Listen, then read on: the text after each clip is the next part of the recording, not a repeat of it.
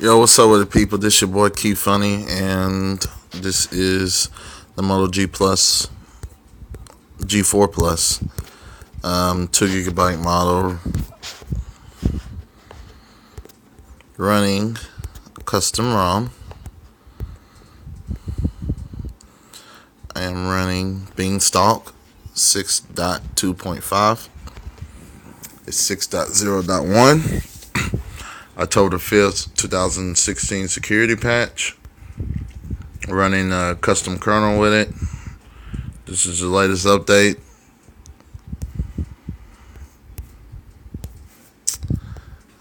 Let's see. What can I do? As you can see right there. Show you my skills in this real quick. You know, all these skills that I got. Look at that. Anyway, you see all them skills. Anyway, with this ROM, you got custom tweaks, and this is based off of CyanogenMod 13. Now you can change the color of your notification bar. You can toggle long press to kill apps. You can change the pulse notification. You got themes.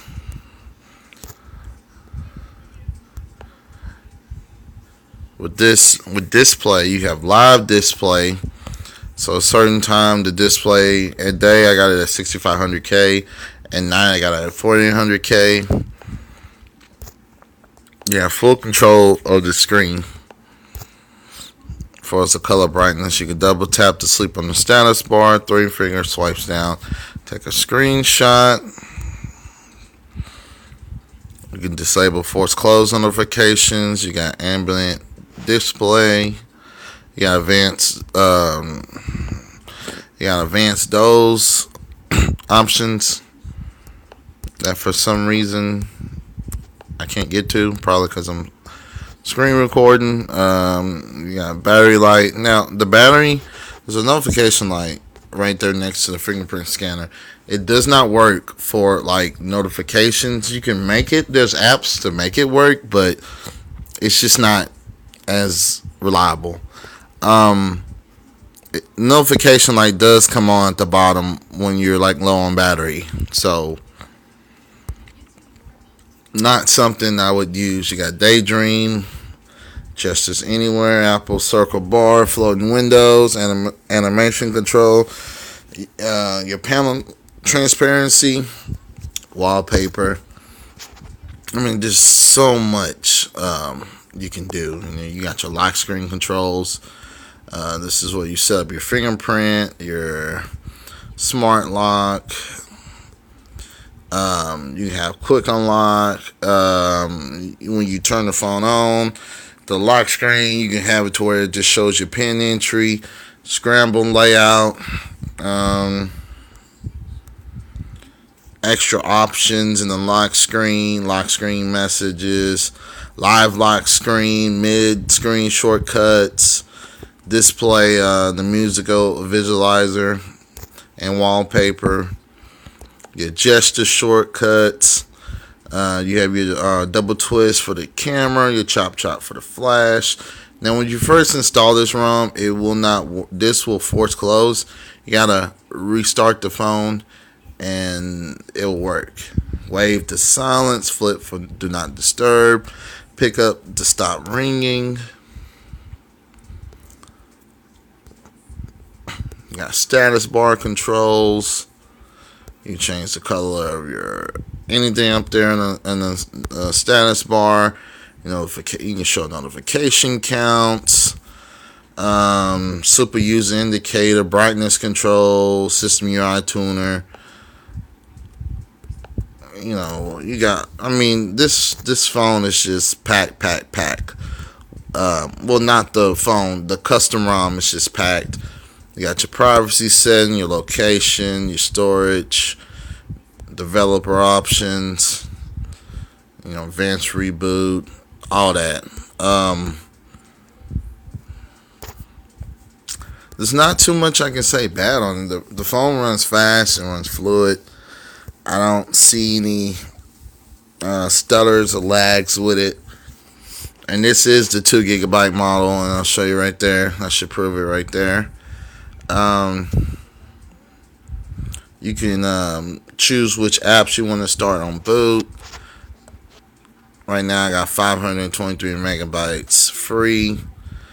The phone, man, just runs incredible. And then with this custom kernel, I got different settings. Right now, I have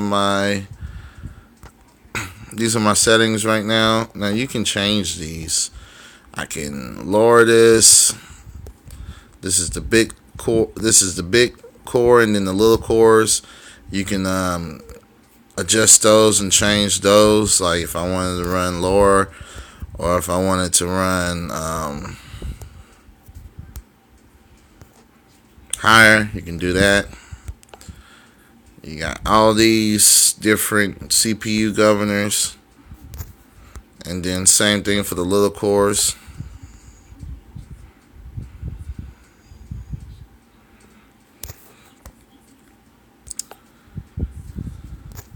You can tune these. You got your CPU hot plugs, your thermal controls, your screen. You can calibrate your screen, the colors, the gamma, and all that. Grayscale modes, high brightness mode, your IO scheduler. I mean, you got all this control, man. All this for control, so you can speed up your internal storage and your external storage, which would be your SD card. So you can speed up that speed.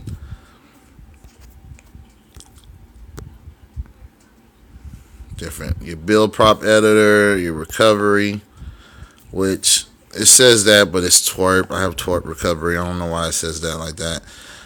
You can do on boot, your initial D, your profiles. If you got different profiles, you can add profiles like from your build prop editor, or custom profiles that you get online that people, so you install it and sets up everything you need it to off of somebody else's setup with their phone. You got custom controls, and then on top of that, you can back up these